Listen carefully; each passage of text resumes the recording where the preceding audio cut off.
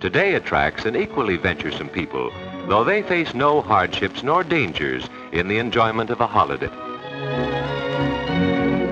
From the sea to the most remote inland lakes, water sports are favored. And the ancient game of jousting, once the sport of armored knights, now tests the skill of canoeists. The water toboggan slide is a New England sport which certainly contradicts the notion that people of this area are conservative. You don't do these things unless going downhill is fun, because it's fast. Even sinking at the end. Indians first used the war canoe, and the modern adaptation is a fast boat race with husky girl paddlers. From the Berkshire Hills in western Massachusetts to the rugged pine tree state of Maine, horseback trails lead through many regions of variety and interest. Deer are numerous in many areas. They seem to know when the hunting season is closed. And even these young moose defy the cameraman, although when they can be hunted, it's a lucky sportsman who ever sees one. Wintertime attracts crowds of visitors seeking the famous ski runs available all over the Appalachian foothills. They even provide a mechanical lift to the high spots. From the heights to the valleys below, the skiers have a perfect run without the dangerous features found in so many mountainous areas. Here is enjoyed the sport at its best, with miles of an unbroken white mantle covering the slopes of the Berkshires throughout the crisp, cold winter months. Mushing, the old-timers call it, and it means going to the dogs to have fun, but the dogs enjoy it too.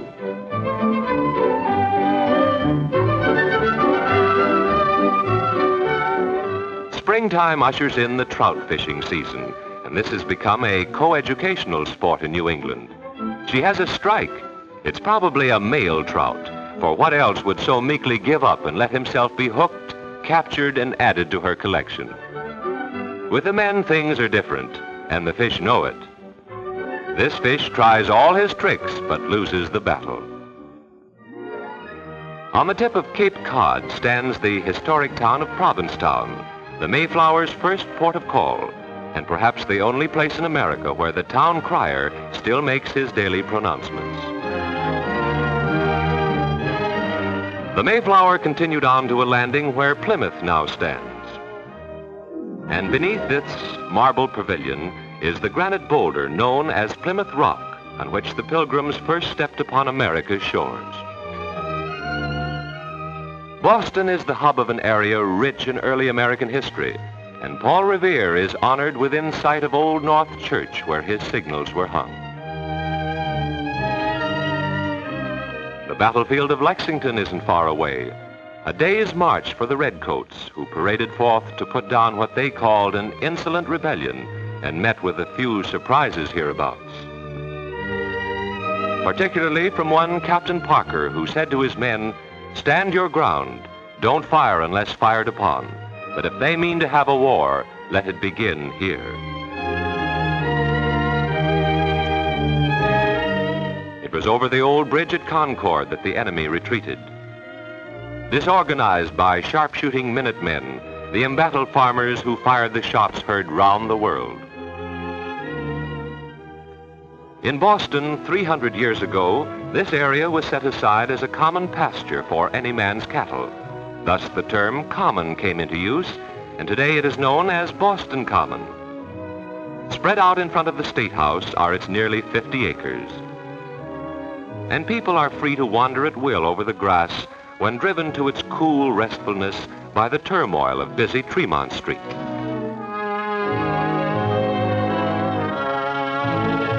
Just across Charles Street from the Common is the public garden dominated by the tallest building in New England, the Customs House. The gardens are formally landscaped, and the small lake attracts visitors for a boat ride, somewhat more novel than it is thrilling. The pedals power a wheel that drives the craft.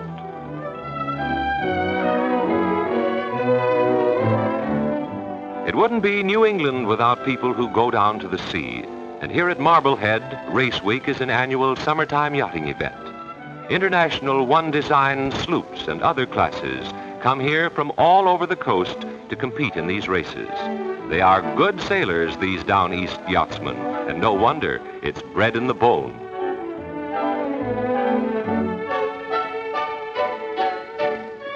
Many a modern sailor's forebears hailed from Gloucester, heart of the deep-sea fishing industry, and home of the captains courageous. Today the ships are all steam or diesel powered, but the early day romance is still to be found. For instance, here is an ancient Windjammer whose patched sail will give the summer artist colony a chance to do something picturesque on canvas. Unless one of them is of the modern school, the results will be authentic.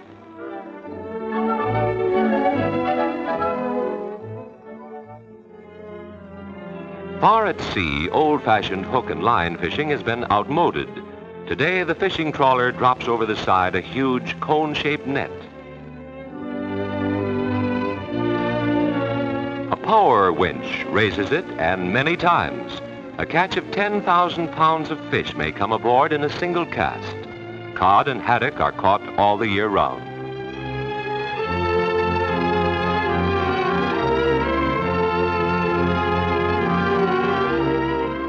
It's easy to tell when a trawler crew is working on a catch.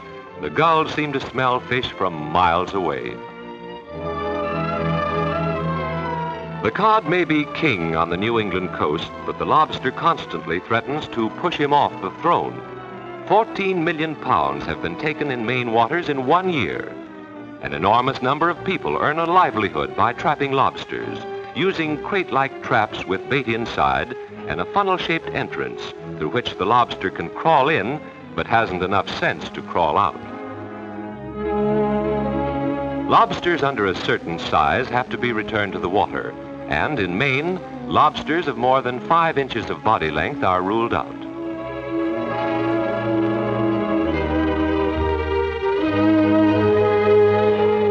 When the traps are again baited, overboard they go. From Maine to the southern shores of Cape Cod, New England's beaches are famed for their broad expanse of clean white sand and safe waters. And this is one of the chief reasons thousands of people come to this coast from all over America. Here they can find 100 beaches, never crowded and often protected by offshore shoals, so that dangerous surf is never encountered.